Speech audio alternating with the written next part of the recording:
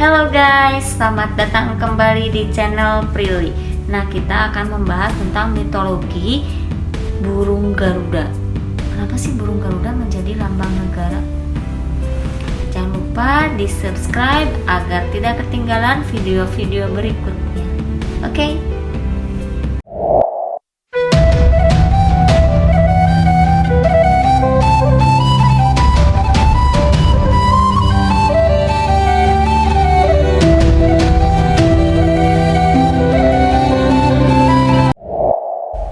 Mitologi dan sejarah Garuda Pancasila sebagai lambang negara.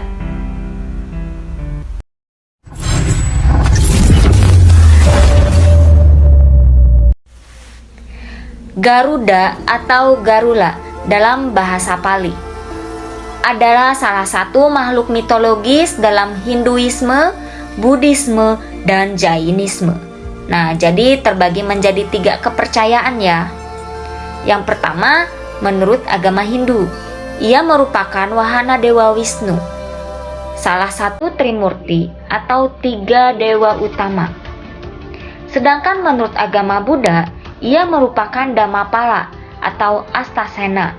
Dan dalam Jainisme, ia merupakan salah satu yaksa atau dewa pelindung Tirtankara.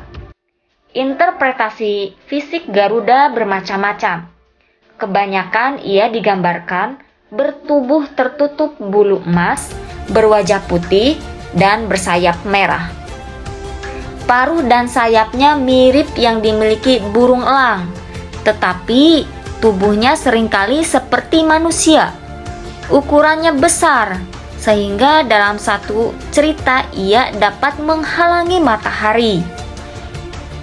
Kisah Garuda terdapat dalam kitab Mahabharata dan Purana yang berasal dari India. Bangsa Jepang juga mengenali makhluk mirip Garuda yang mereka sebut Karura. Di Thailand disebut sebagai Krut atau Pakrut. Indonesia dan Thailand menggunakan Garuda sebagai lambang negaranya. Itulah gambaran singkat dari 3 kepercayaannya ya. Nah, di sini saya akan menjelaskan 2 kepercayaan saja, yaitu kepercayaan Hindu dan Buddha. Oleh karena itu, yang pertama langsung saja akan membahas tentang kepercayaan menurut Hindu. Garuda digambarkan sebagai manusia burung dengan bulu keemasan dan memiliki mahkota di kepalanya. Konon, ukuran tubuh Garuda sangatlah besar. Garuda juga digambarkan sebagai kendaraan Dewa Wisnu. Menurut cerita, Garuda adalah anak Kasyapa dan Vinata. Vinata memiliki hutang terhadap Kadru, ibu dari para ular, karena suatu pertaruhan. Untuk menghapus hutang tersebut, Garuda diminta Kadru untuk memberikan obat keabadian yang disebut Amrita padanya. Garuda kemudian mencuri Amrita dari para dewa. Meskipun para dewa bersatu menghadang Garuda, mereka bukanlah tandingannya.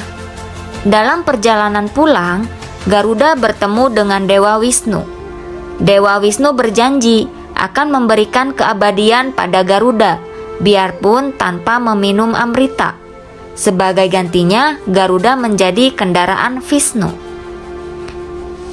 Ia musuh bebuyutan ular, sebagai sifat yang diwarisinya dari ibunya, yang pernah bertengkar dengan sesama istri dan atasannya. Sinar Garuda sangat terang sehingga para dewa mengiranya Agni atau dewa api dan memujanya. Garuda sering dilukiskan memiliki kepala, sayap, ekor, dan moncong burung elang, sedangkan tubuh, tangan, dan kaki seorang manusia. Mukanya putih, sayapnya merah, dan tubuhnya berwarna keemasan. Ia memiliki putra bernama Sempati atau Sampati, dan istrinya adalah Unnati atau Winayaka. Menurut kitab Mahabharata, orang tuanya memberinya kebebasan untuk memangsa manusia. tetapi tidak boleh kaum Brahmana. Suatu ketika, ia menelan seorang Brahmana dan istrinya. Lalu tenggorokannya terbakar. Kemudian ia muntahkan lagi. Garuda dikatakan pernah mencuri amerta dari para dewa untuk membebaskan ibunya dari cengkeraman kadru. Kemudian Indra mengetahuinya dan bertempur hebat dengannya. Amerta dapat direbut kembali, tetapi Indra luka parah dan kilatnya atau bajra menjadi rusak. Yang kedua yaitu kepercayaan Buddhis. Menurut Buddhis, Garuda yang disebut Garula dalam bahasa Pali atau bahasa pengantar naskah Buddhis adalah golongan burung dengan sayap cemerlang dalam kepercayaan Buddhis.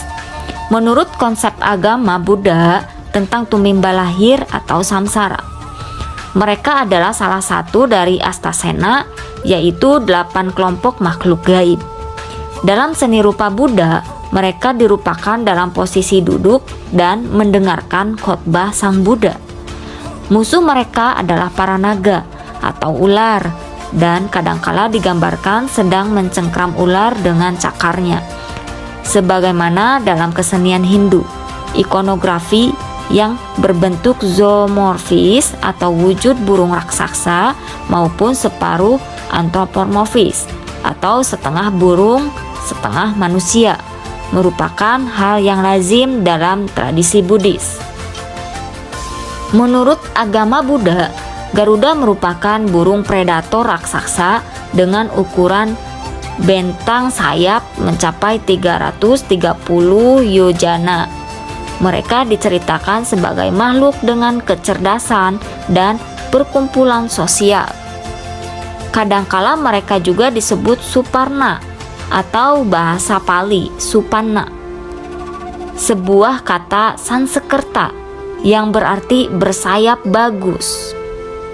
Sebagaimana kaum naga, mereka mengkombinasikan karakteristik hewan dan makhluk supernatural dan dapat dianggap sebagai golongan dewa terendah. Bangsa Garuda memiliki raja beserta kota untuk mereka, dan setidaknya memiliki kekuatan gaib untuk merubah bentuk menjadi manusia jika mereka ingin berurusan dengan manusia.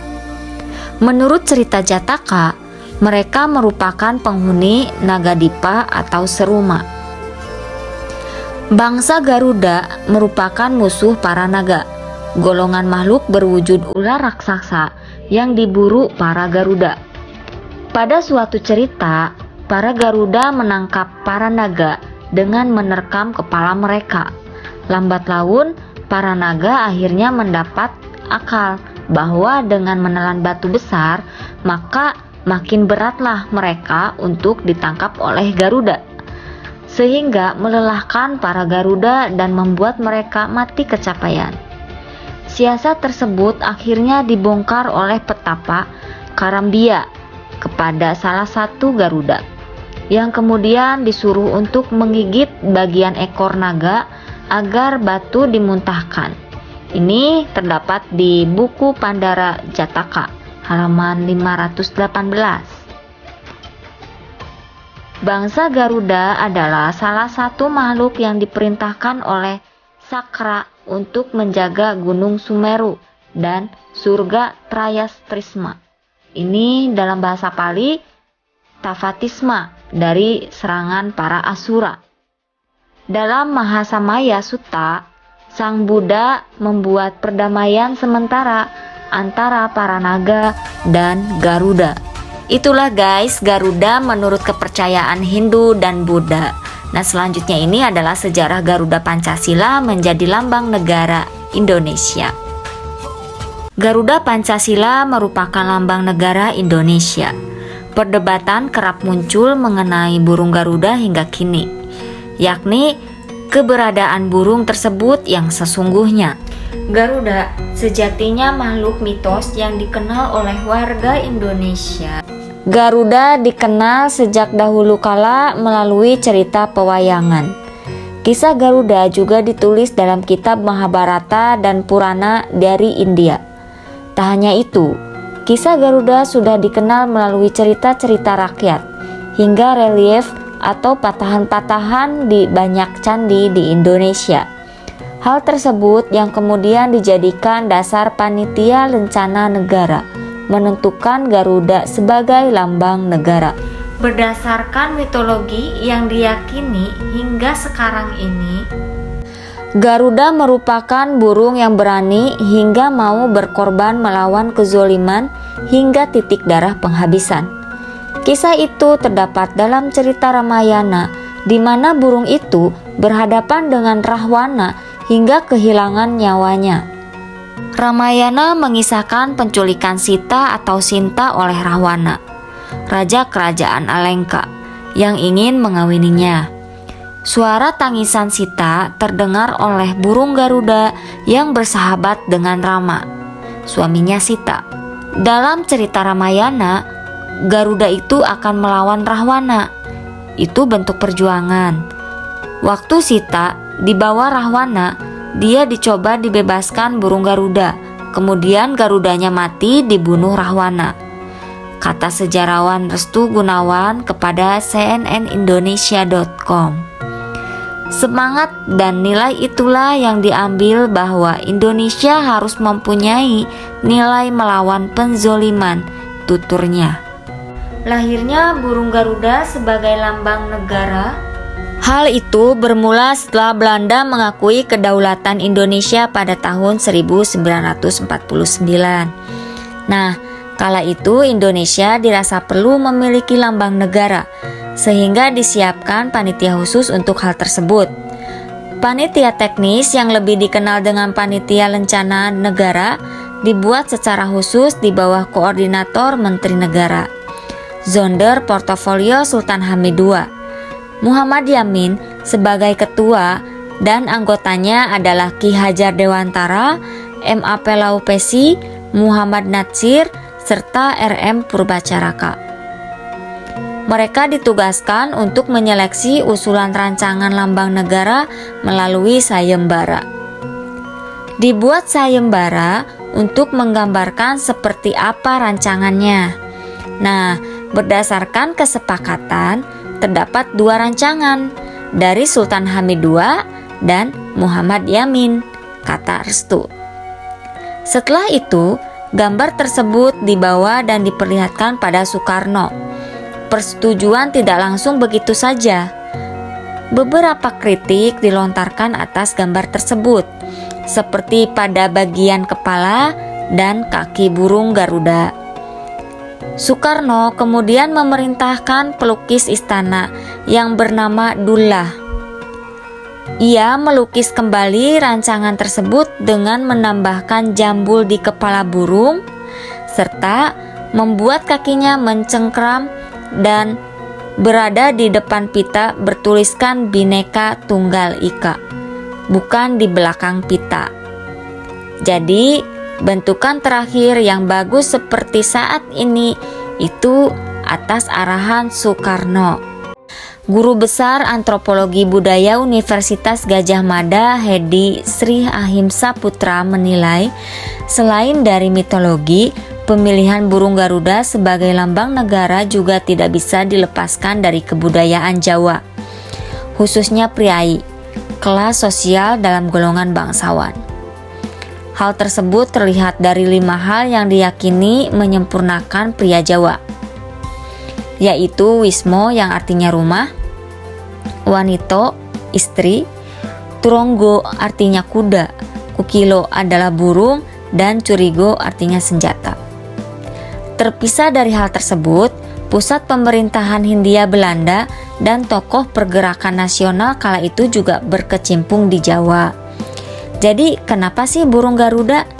Sudah jelas dalam konteks Ramayana dan masyarakat secara tradisional menyukai burung.